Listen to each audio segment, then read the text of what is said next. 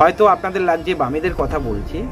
দেখুন, যেই দলটা শূন্য, যেই দলটাকে নিয়ে কেউ কথা বলে না, আমি একটু কথা বলি, বামেদের উত্থানের কাহিনী আপনাদের সামনে তুলে ধরি। হয়তো অনেকে ভাববেন শূন্য দল কত আর পারবে। দেখুন, শূন্য থেকেই শুরু হয়, এই শূন্য থেকেই বামেরা আবার শুরুবাত করবে। যারা বাম জামানায় পড়াশোনা করেছে, বড় বড় পোস্টে রয়েছে, অনেকেই রয়েছে এক্সাম্পল। আপনিও হয়তো নিজে এক্সাম্পল একবার জিজ্ঞাসা করে দেখুন নিজের অন্তরাত্মাকে। বন্ধুরা, আশা করবো আপনারা সকলে ভালো আছেন। আপনারা দেখছেন আজকের রাজনীতি। আমি সুখেন ঘোষ। আপনাদের কাছে একটাই অনুরোধ, চ্যানেলটি সাবস্ক্রাইব করবেন, আমাদের পাশে থাকবেন। বন্ধুরা, দেখতে পাচ্ছেন টিএমসি পুরোপুরি ভাবে কোণঠাসা। মমতা ব্যানার্জি তড়ি ঘড়ি করে তমলুক ছুটলেন মনে হয়। আপনারা জানেন, হয়তো খবর পেয়েছেন। আর অন্যদিকে টিএমসির বিধায়ক তাপস রায়, বরানগরের বিধায়ক, ছেড়ে দিয়েছে টিএমসি। শোনা যাচ্ছে উনি নাকি বিজেপি জয়েন করবেন। অন্যদিকে আজকের তাপস রায়কে বোঝাতে গিয়েছিলেন কুণাল ঘোষ। বোঝাতে গিয়ে আর এক বিপদ, কুণাল ঘোষকে শোকজ নোটিশ ধরিয়ে দিল টিএমসি। মানে টিএমসির বিরুদ্ধে মুখ খুলেছিলেন। ভাবুন একবার, এই টিএমসি দলটা কিন্তু অন্তিম জায়গায় চলে এসেছে।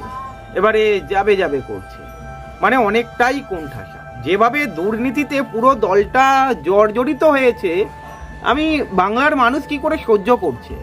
দেখুন, যেই দলকেই আপনি ভোট দেবেন আপনার ব্যক্তিগত ব্যাপার, তবে মানুষ ডিসাইড করবে। এই বিষয়ে আর বেশি মুখ খুলবো না।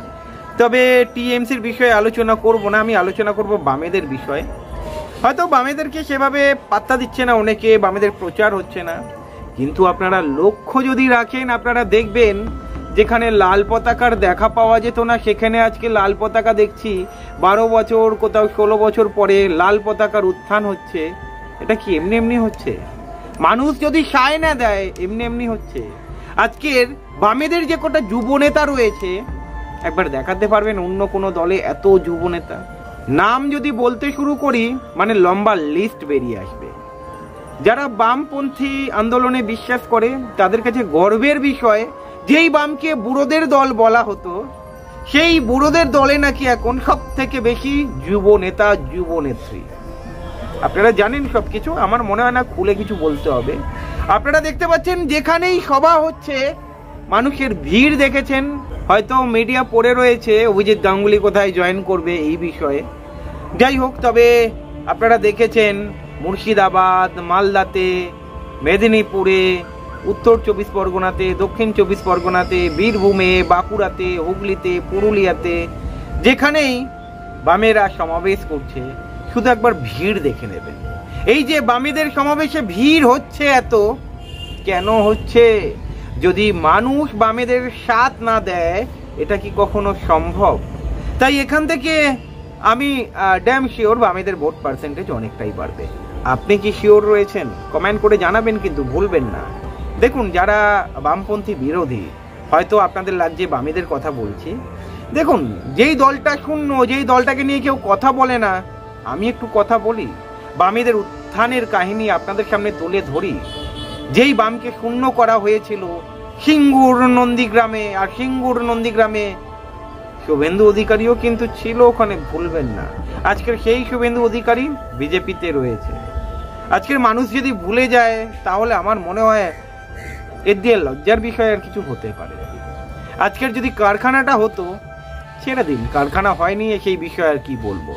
এরপরে ভাবার বিষয়, কারখানা করতে গেলে কি কি করতে হবে, মানুষের জন্য শিল্পায়ন করতে গেলে কি করতে হবে, এই শিল্পায়ন কি সত্যি সম্ভব?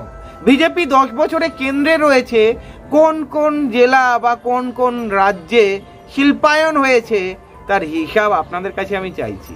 আপনারা দিতে পারবেন? একটাও দেখাতে পারবেন গোটা 10 বছরে একটাও রাজ্য রয়েছে যেখানে বড় শিল্পের উত্থান হয়েছে? আজকের পশ্চিমবঙ্গে যে কটা রাজ্য রয়েছে, আপনারা যদি দেখেন ভালোভাবে, আশা করব আন্দাজ করতে পারবেন। তবে বামেদের উত্থান যাই বলেন তাই বলেন, চোখে পড়ার মতো। আজকে মীনাক্ষীর লড়াকু মনোভাব, শুধু মীনাক্ষীর কথা কেন বলবো, সায়ন ব্যানার্জিকে দেখুন, শতরূপ ঘোষকে দেখুন, এই নদিয়াতে দেখছি সবুজ দাসকে আমি দেখতে পাচ্ছি। আপনারা যদি প্রতিকূরকে দেখেন, সৃজন ভট্টাচার্যকে দেখেন, ঐশী ঘোষকে দেখেন, দীপশিতা ধরকে দেখেন, আরো কত নেতা রয়েছে, লম্বা লিস্ট হয়ে যাবে। তারা রাস্তায় পড়ে রয়েছে, মাটি কামড়ে পড়ে রয়েছে, মানুষের সাথে কাঁধে কাঁধ মিলিয়ে লড়ছে। বন্ধুরা, এটা অস্বীকার করা যাবে না। 34 বছরে যারা গরিব ছিল তারা কখনো ভাবতে পারেনি বড় বড় জায়গায় পৌঁছাবে। বাম জামানায় শিক্ষায়নের জন্যে আজকের দেখুন তারা কিন্তু বড় বড় পোস্টে চাকরি করছে। তারা এই কথাটা অস্বীকার করতে পারবে না। আর এই 10 বছরে বাংলার মানুষ কি দেখেছে? আজকের মাধ্যমিক পাস করার পরেই, এইচএস পাস করার পরেই 10,000 টাকা দামের মোবাইল সরকার গুঁজে দিচ্ছে তাদের হাতে। একবার ভাবতে হবে, একবার ভাবার সময় চলে এসেছে।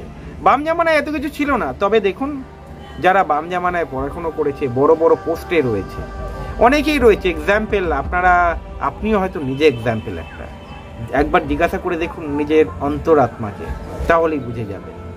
দেখুন, মানুষের হয়ে কথা বলি, মেহনতি মানুষের হয়ে কথা বলি। আজকের মেহনতি মানুষ যারা রয়েছেন তাদের দিনে কত টাকা ইনকাম হচ্ছে, পশ্চিমবঙ্গের কথা বলছেন।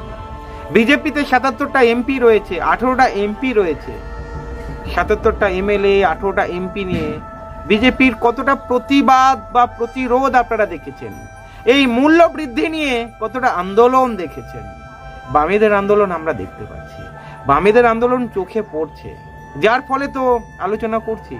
আজকের সারা ভারত ক্ষেত মজুর ইউনিয়ন যেভাবে ঝাঁপিয়ে পড়েছে, আজকের বামেদের মহিলা সংগঠন যেভাবে ঝাঁপিয়ে পড়েছে, বামেদের ছাত্র সংগঠন যেভাবে ঝাঁপিয়ে পড়েছে, বামেদের যুব নেতারা যেভাবে ঝাঁপিয়ে পড়েছে, সিটু সংগঠন যেভাবে ঝাঁপিয়ে পড়েছে, অস্বীকার করা যায় না। বাম আন্দোলনকে অস্বীকার করা যায় না। তাই এই বাম আন্দোলনকে হয়তো অনেকে ভাববেন শূন্য দল কত আর পারবে। দেখুন, শূন্য থেকেই শুরু হয়, এই শূন্য থেকেই বামেরা আবার শুরুয়াত করবে। কি আপনাদের মনে হচ্ছে না? আমার মনে হচ্ছে এবার লোকসভাতে বামেরা আর যাই করুক শূন্য পাবে না। যদি শূন্য পায়, মানুষ পাওয়াবে। আর মানুষ যদি শূন্য পাওয়ায়, তাহলে মানুষের মূল্যবোধ বলে কিছু রইল না, আমি মনে করি। কারণ বামপন্থী দলকে শূন্য রাখা মানে বাংলা পিছিয়ে যাওয়া। আমি মনে করি বামপন্থী দলকে শূন্য রাখা মানে বাংলা পিছিয়ে যাওয়া। 10 বছরে কি উন্নয়ন ঘটেছে, 10-12 বছরে কি উন্নয়ন ঘটেছে। আজকের চুরি দেখেছেন, বিজেপির উত্থান দেখেছেন, কিন্তু বিজেপির প্রতিবাদ কি দেখেছেন? একটা জিনিস দেখেছেন, ধর্মের উন্নয়ন। ধর্মের উন্নয়ন হয়েছে 100%। আজকের একটা বড় বাজারের ছোট্ট পার্টি অফিস থেকে একটা বড় জায়গায় পৌঁছে যাওয়া মুখের ব্যাপার। মমতা ব্যানার্জিকে ক্রেডিট দিতে হয়। আমি তো মমতা ব্যানার্জিকে ক্রেডিট দেবো, টিএমসি দলকে ক্রেডিট দেবো। আজকে টিএমসি দলের যে অবস্থা, মানে ছেড়ে দে মা কেঁদে বাঁচি, বহু নেতা টিএমসি ছেড়ে, অ্যাকচুয়ালি তাদের তো রাস্তা বিজেপি, তাই বিজেপিতে জয়েন করবে। তাই হয়তো অনেক সময় আপনারা এই তকমাটা শুনে থাকেন বিজে মূল। জানি না বিজে মূল শব্দটা কোথা থেকে এসেছে, মানুষ বিচার করবে। এখানে আমি বিজেপির বিরুদ্ধেও বলছি না বা টিএমসির বিরুদ্ধেও বলছি না, আমি সাধারণ মানুষের পক্ষে বলছি।